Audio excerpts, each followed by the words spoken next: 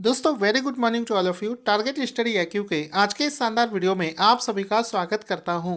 दोस्तों आज के इस वीडियो में हमारा जो पहला प्रश्न बना है उसको आप ध्यान से समझेंगे। तो क्वेश्चन दोस्तों कुछ इस तरीके से बनेगा कि विश्व का सबसे बड़ा तैरता हुआ सौर ऊर्जा परियोजना कहाँ पर स्थापित किया जा रहा है। इंग्लिश में अगर इसका नाम देखें तो world's largest floating solar panel, world's largest floating solar panel जो है, सोलर प्रोजेक्ट जो है, ये कहाँ पर स्थापित किया जा रहा है। तो इसका राइट आंसर हो जाएगा option number A, Madhya Pradesh. Option number A इसका राइट आंसर हो जाएगा। This is the most important question. एक चीज़ ध्यान रख लेना, 2021 में जितने भी एग्जाम दोगे इस क्वेश्चन के पूछे जाने की चांसेस ज़्यादा हैं। जहाँ पर हम लोग दुनिया का सबसे बड़ा, छोटा, लंबा, ये सब चीज़ें जो होती हैं ये एग्ज़ाम में आजकल ज़्यादा पूछा जा रहा है। तो विश्व का सबसे बड़ा तैरता हुआ ये जो सोलर प्रोजेक्ट है इसको मध्य प्रदेश में स्थापित किया जा रहा है। ऑप्शन नंबर ए इसका राइट आंसर हो जाएगा। यहाँ पर दोस्तों इस फोटो में आप देख सकते हैं कि मध्य प्रदेश में ये फ्लोटिंग यानी कि ये जो सोलर पैनल आपको दिख रहे हैं ये कंटिन्यूसली इस नदी में तैरते हुए पाए जाएंगे। फ्लोटिंग, परमानेंटली फ्लोट करेंगे और ये सोलर पैनल जो है मध्य प्रदेश में इस्टेब्लिश किए जा रहे हैं। अब ये मध्य प्रदेश में कहाँ पर स्थापित किए जा रहे हैं ये भी आपसे एक एग्जाम में क्वेश्चन पूछा जा सकता है। तो ये मध्य प्रदेश में एक जगह है खंडवा। मैं यहाँ पर जा चुका हूँ, 1-2 महीने रुका भी हूँ। ये जो खंडवा जिला है वहीं पर नर्मदा नदी के ओंकारेश्वर बांध पर इसको बनाया जा रहा है। तो दोनों चीज़ें समझकर चलना, मध्य प्रदेश के खंडवा जिले में कौन सी नदी पर? नर्मदा नदी पर बनाया गया है। कौन सी नदी पर? नर्मदा नदी पर बनाया जा रहा है।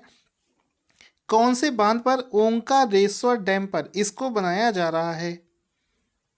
तीसरी चीज, इसमें एक और चीज पूछी जा सकती है कि ये कितने मेगावाट की योजना है। तो आंसर हो जाएगा ये 600 मेगावाट की योजना है। तो इसको भी आप लोग याद रखेंगे। इस परियोजना से वर्ष 2022 और 23 में सौर ऊर्जा मिलने लगेगी। तो इसको भी आप लोग समझ कर रखना, दिस इज़ वेरी इंपॉर्टेंट कि इस परियोजना से वर्ष 2022 और 23 के अंत में सोलर एनर्जी मिलना शुरू हो जाएगा। तो ऑप्शन देकर इसको भी टिक कर देना अगर एग्जाम में पूछा जाए। दोस्तों यहाँ पर एक स्टैटिक जीके का अच्छा क्वेश्चन बनेगा। ये जो ओंकारेश्वर बांध की बात हुई है ये नर्मदा नदी पर स्थित एक बांध है। ये आपसे एग्जाम में पूछा जा सकता है। अगर रिसेंट में हुए NTPC और अदर एग्ज़ाम की बात करी जाए तो डैम को लेकर एग्ज़ाम में, हर एक एग्ज़ाम में आपसे एक न एक क्वेश्चन पूछा जाता है। तो हम लोग यहाँ पर डैम के बारे में देखें तो हाईएस्ट डैम इन इंडिया कौन सा है? तो हाईएस्ट डैम जो इन इंडिया है, सबसे ऊंचा डैम, तो आंसर हो जाएगा तेहरी डैम जो कि उत्तराखंड में स्थित है। कहाँ पर है? तेहरी डैम उत्तराखंड में स्थित है। ये हाईएस्ट डैम इन इंडिया है जिसकी टोटल हाइट है 260.5 मीटर इसकी टोटल हाइट है, जो कि आपको याद रखनी है। ये कौन सी नदी पर बना है? तो ये भागीरथी नदी पर बना है उत्तराखंड में। ये आपको पॉइंट्स याद रखने हैं। फिर उसके बाद में क्वेश्चन आएगा कि लॉन्गेस्ट डैम इन इंडिया कौन सा है? सबसे लंबा डैम कौन सा है? हाईएस्ट यानी कि हाइट जिसकी ऊंची है वो हम डिस्कस कर चुके हैं। जो सबसे लंबा बांध है ये है हीराकुंड डैम, उड़ीसा का हीराकुंड डैम। जो कौन सी नदी पर बना है? ये एक ज़्यादा इंपॉर्टेंट क्वेश्चन बनता है। कौन सी नदी पर बना है? तो ये महानदी पर बना है हीराकुंड डैम, जिसकी लेंथ है 25.79 किलोमीटर। तो आप समझ सकते हैं कितना लंबा ये डैम होगा, तभी इसमें लिखा है लॉन्गेस्ट। कई लोग दोस्तों लॉन्गेस्ट और हाईएस्ट में डिफरेंस नहीं कर पाते हैं और वो गलत आंसर करके आ जाते हैं। इसके बाद में है ओल्डेस्ट डैम इन इंडिया, सबसे पुराना डैम इंडिया में कौन सा है? तो ये हो जाएगा कलनई डैम जो कि तमिलनाडु में स्थित है। ठीक है, कावेरी नदी पर बना हुआ है। ये भी एग्जाम में पूछा जाता है। ये ओल्डेस्ट डैम इन इंडिया की लिस्ट में आता है। अब आपको एक ऐसी लिस्ट दिखा रहा हूँ जिसमें आप देखोगे कि ये ऐसे डैम्स, वैसे तो इंडिया में बहुत सारे डैम हैं, लेकिन मैं आपको वो वाले डैम्स बता रहा हूँ जो कि रिसेंट में एग्जाम में पूछे गए। तो पहला देखो क्या है, एक डैम है जिसका नाम है भवानी सागर डैम, ये तमिलनाडु में है, भवानी नदी पर। तुंगभद्रा, ये सबसे ज़्यादा पूछा जाता है, तुंगभद्रा ये कर्नाटका में है, तुंगभद्रा नदी पर। रिहंद डैम उत्तर प्रदेश में है। मैथुन डैम झारखंड में है, बराकर नदी पर। कोयना डैम महाराष्ट्र में है, कोयना नदी पर। इसके बाद में है बिलासपुर डैम, राजस्थान में है, बानस में।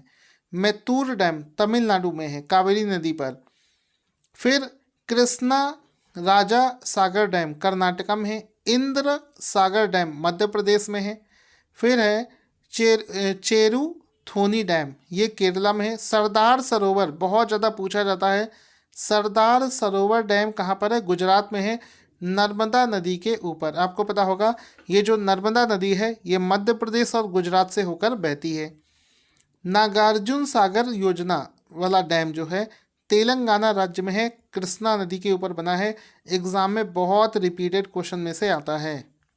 एक इम्पॉर्टेंट हीराकुंड डैम इम्पॉर्टेंट है, हीराकुंड डैम ओडिशा में है, महानदी पर है। भाखरा नंगल डैम पंजाब और हिमाचल प्रदेश के बॉर्डर पर है, सतलज नदी पर है। टेहरी डैम उत्तराखंड में है, भागीरथी नदी पर है। तो ये पूरा जो मैंने आपको लिस्ट एक ही जगह पर प्रोवाइड करा दी है, आसानी से आपको मिलती नहीं है, इस वजह से इसको अच्छे से पढ़ लेना, समझ लेना। आपसे एग्जाम के पॉइंट ऑफ व्यू से क्वेश्चन पूछा जा सकता है।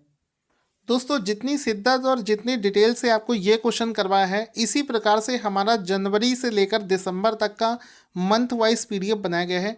आप लोगों से रिक्वेस्ट है, अगर आप जनवरी से लेकर दिसंबर तक का हमारा मंथली टॉपिक वाइज पीडीएफ लेना चाहते हैं तो इसको जल्दी से जल्दी लेने के लिए चैनल के डिस्क्रिप्शन में एक लिंक है, वहाँ से जाकर आप इसको परचेज कर सकते हैं।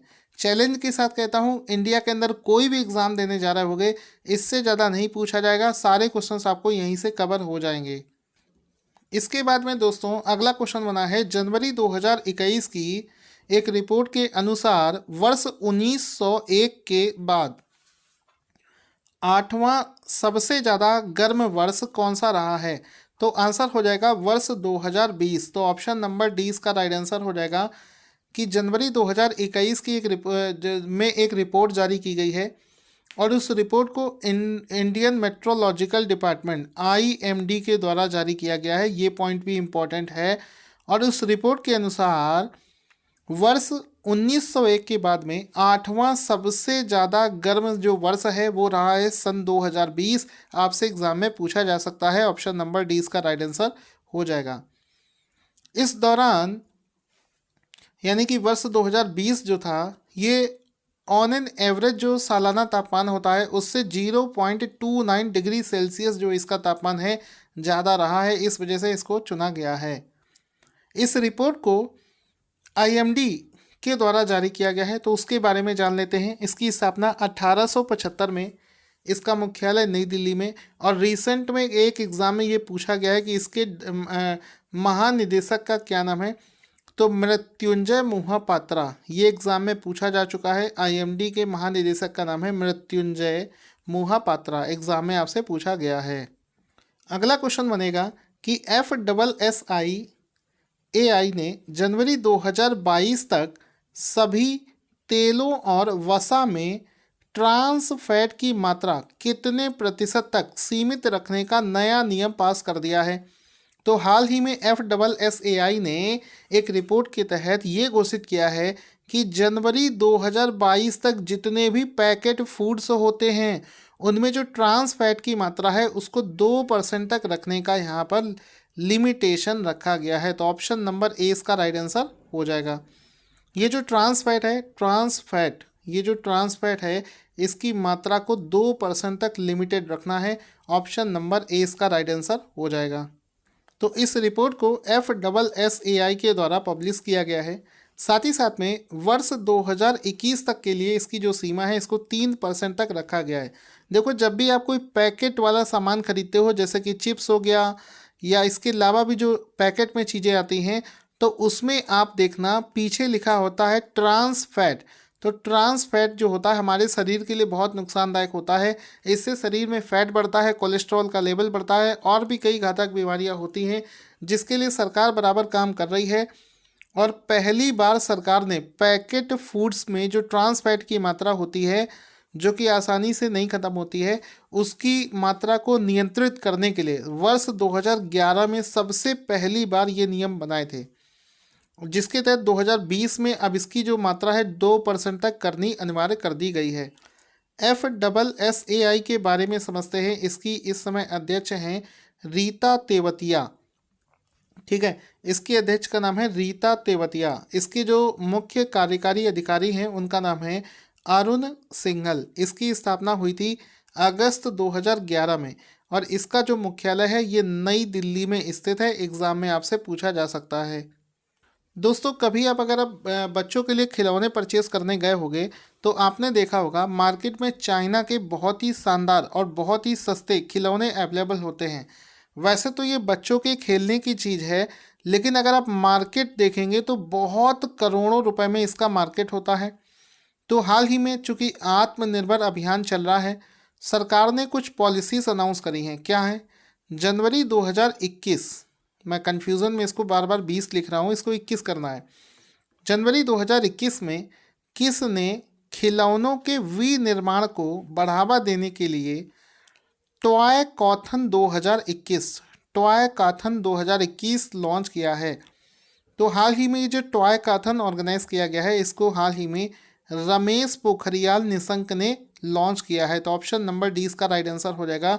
इसमें बड़ी बड़ी इंडस्ट्रीज़ को इंडिया में सेटअप किया जाएगा और खिलौने बनाने वाली ये जो ऑर्गेनाइजेशंस होती हैं उसको अलग अलग स्कीम के द्वारा मोटिवेट किया जाएगा कि वो देश में खिलौने का निर्माण करें। अब इस योजना को, इस टॉय कॉथन को रमेश पोखरियाल निशंक ने किसके साथ मिलकर लॉन्च किया है? तो इसको केंद्रीय महिला एवं बाल विकास मंत्री स्मृति ईरानी के साथ मिलकर संयुक्त रूप से इसको लॉन्च किया गया है। तो ऑप्शन नंबर डी इसका राइट आंसर हो जाएगा।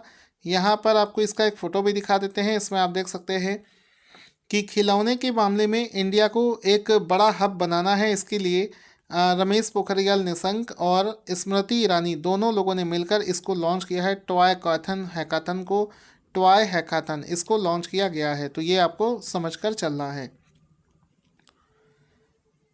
इसके बाद में क्वेश्चन बनेगा, युवाओं को सेल्फ डिपेंडेंट यानी कि आत्मनिर्भर बनाने के लिए किस राज्य ने लॉन्च पैड स्कीम की शुरुआत करी है? तो आंसर इसका हो जाएगा, हाल ही में युवाओं को सेल्फ डिपेंडेंट बनाने के लिए मध्य प्रदेश सरकार ने लॉन्च पैड योजना को शुरू किया है। लॉन्च पैड योजना अच्छे से समझ लेना, इसको मध्य प्रदेश सरकार के द्वारा शुरू किया गया है। ये क्वेश्चन इंपॉर्टेंट है, आपसे पूछा जा सकता है लॉन्च पैड योजना किस राज्य में शुरू करी गई है? तो मध्य प्रदेश इसका राइट आंसर हो जाएगा। अब इस योजना के बारे में समझना, ऐसे बच्चों को जिनको कि बाल संरक्षण में रखा जाता है, अगर उनकी एज 18 साल से ज़्यादा की हो गई है, तो ऐसे बच्चों को आत्मनिर्भर बनाने के लिए लॉन्च पैड योजना को शुरू किया गया है। अब इस योजना में क्या होगा, इस योजना के तहत क्या होगा, ऐसे बच्चों को क्या किया जाएगा, उनके लिए कॉफ़ी शॉप खुलवा दी जाएगी या फिर खिलौने बेचने की दुकान खुलवा दी जाएगी, स्टेशनरी की शॉप खुलवा देंगे, फ़ोटो कॉपी करना, कंप्यूटर की टाइपिंग, DTP वर्क, ये सभी काम जो है उनको सिखाकर उनको सेल्फ डिपेंडेंट बनाने की ये योजना शुरू करी गई है। क्वेश्चन बनेगा कि भारत के द्वारा अंटार्कटिका के लिए कौन से वे भारतीय वैज्ञानिक अभियान का शुभारंभ हाल ही में किया गया है? तो आंसर हो जाएगा ऑप्शन नंबर बी, यानी कि 40वां ऐसा मिशन जो है इसको हाल ही में लॉन्च करने की घोषणा करी गई है। तो ऑप्शन नंबर 20 का राइट आंसर हो जाएगा। आपको पता होगा इंडिया जो है समय समय पर यहाँ पर अंटार्कटिका के लिए मिशन करता है। तो अंटार्कटिका के लिए भारतीय वैज्ञानिकों की जो टीम है ये अपना 40वां मिशन अभी लॉन्च कर दिया है और हमारे वैज्ञानिक अंटार्कटिका की तरफ रवाना हो चुके हैं और ये भारत का अंटार्कटिका के लिए 40वां मिशन है। अब इसमें कई क्वेश्चन और पूछे जा सकते हैं कि इन्होंने अपनी इस जर्नी को कहाँ से शुरू किया है। तो इस अभियान को 5 जनवरी 2021 से गोवा से शुरू किया गया है। गोवा में कहाँ से किया गया है ये भी एग्जाम में पूछा जाएगा। तो गोवा का एक पोर्ट है जिसका नाम है मोर मुगाओ पोर्ट। तो गोवा के मोर मुगाओ पोर्ट से इसको रवाना किया गया है। अब ये जो चार्टर्ड क्लास ये जो पोत है इसका नाम क्या है जिससे ये लोग गए हैं, रवाना ही हुए हैं। तो इसका नाम है MV, नाम समझना, MV वॉसिली गोलोविन, MV वॉसिली गोलोविन इस चार्टर्ड पोत का नाम है, जो कि आपसे एग्जाम में पूछा जा सकता है। आगे चलते हैं। क्वेश्चन बनेगा ग्लोबल इकोनॉमिक प्रॉस्पेक्ट्स रिपोर्ट, वैश्विक आर्थिक संभावना रिपोर्ट किसके द्वारा हाल ही में जारी की गई है। तो आंसर हो जाएगा हाल ही में वर्ल्ड बैंक ने। ऑप्शन नंबर 20 का राइट आंसर हो जाएगा हाल ही में विश्व बैंक ने अपनी एक रिपोर्ट जारी कर दी है जिसका नाम है वैश्विक आर्थिक संभावना रिपोर्ट। पूरे विश्व में आर्थिक संभावना क्या रहेगी इसको लेकर एक रिपोर्ट हाल ही में वर्ल्ड बैंक ने जारी कर दी है। अब इस रिपोर्ट से जो निष्कर्ष निकलेंगे वो एग्जाम में डेफिनेटली पूछे जाएंगे। इस रिपोर्ट के अनुसार 2021 में पूरे विश्व की जो इकोनॉमी है वो 4% की दर से विस्तार लेगी, 4% की रेट से ग्रो करेगी। इंडिया के लिए भी कुछ बातें आई हैं कि भारतीय अर्थव्यवस्था 2020 और 21 वाले सत्र में 9.6% तक संकुचित रहेगी।